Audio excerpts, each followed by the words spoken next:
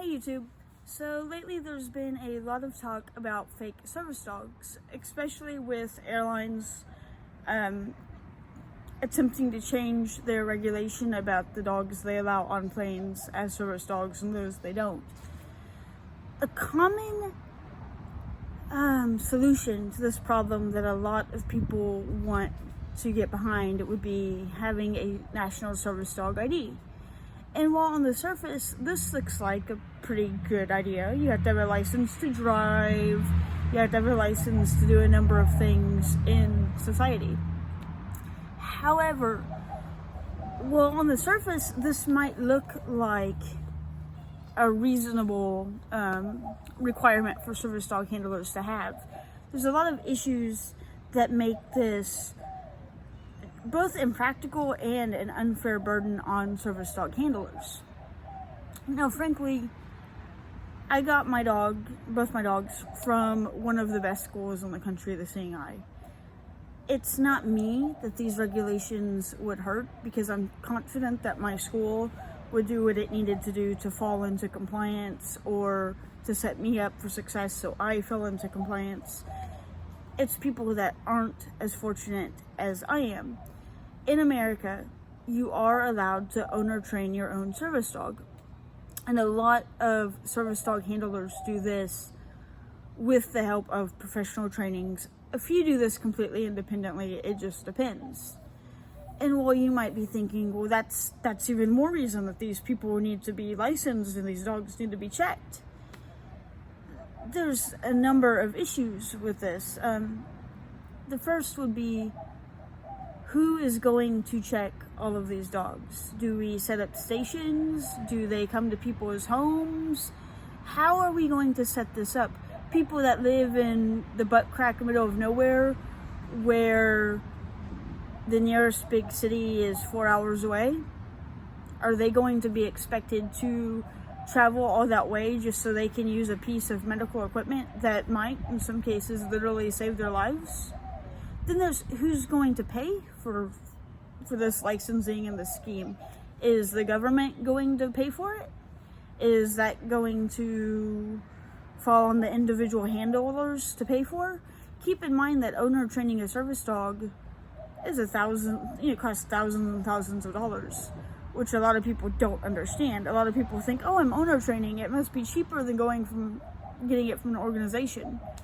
Well, there's the time that you spend training the dog. There's any outside help you get from training the dog. Not to mention the supplies that you're going to need to train the dog. Plus, service dog handlers who train their own dogs typically have these dogs from puppies. So they're incurring the cost of raising the dog for the first 2 years of their life.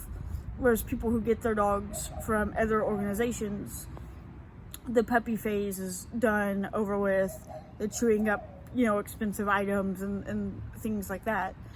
So it's not as if these people have, in most cases, excess money to spend. Then there's transportation. A lot of people with varying disabilities can't drive. Now, some can, but many can't. Take people who are blind or who have seizures or who have other disorders. That means that they are potentially going to need to find somebody to take them to have their service dog assessed. The other issue is, by what criterion are the service dogs going to be assessed? Are they going to be forced to task? Well, if you have a seizure or something of that nature, you can't exactly have a seizure on command. And even if you could, that would be unethical for a governing body to make you do something of that nature. So how are we going to prove that these dogs are tasked trained? That just seems really, really difficult. Now, I do have some better solutions that are already written into law now. By law, businesses are allowed to ask 2 questions. Is your dog a service dog? And what task does your dog provide? They're allowed to ask that.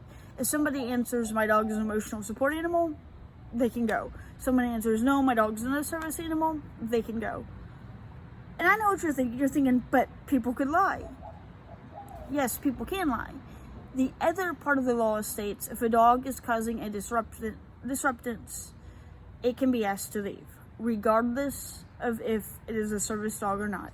Now, I'm not talking about one lone bark or the dog sniffs at an item or something of that nature.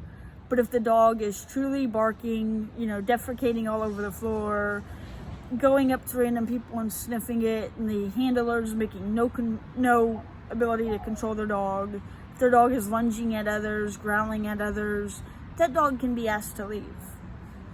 Businesses need to be more informed of their rights and need to not be so afraid to use their rights. I know in a day and age where everybody is so happy, that can be scary to do. But legitimate service dog handlers should be going in and educating these stores and should be applauding businesses when they choose to uphold the law. Because that's really the only way that dangerous dogs are going to be, to be encouraged to stay at home.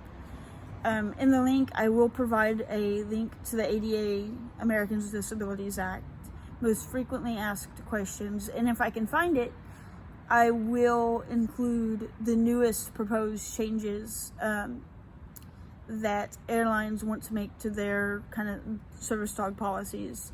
I would encourage anybody with a service dog to read through the opposed changes. You have till the beginning of April to comment on the proposed changes, and let your voice be heard. If you like the opposed changes, tell them, hey, good job. If you don't like the opposed changes, let them know, hey, this isn't right.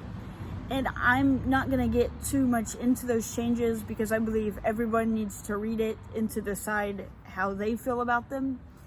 But read through them, ask yourself, is this feasible? Do I like this? If you are family members of people with service dogs, encourage them to read through it. Encourage them to give their 2 cents, because our voices ultimately need to be heard. We are the ones that are going to have to live with these changes. So thank you for watching. And if you have any ideas or anything that you think I should cover, please feel free to email me at blynddE1@gmail.com.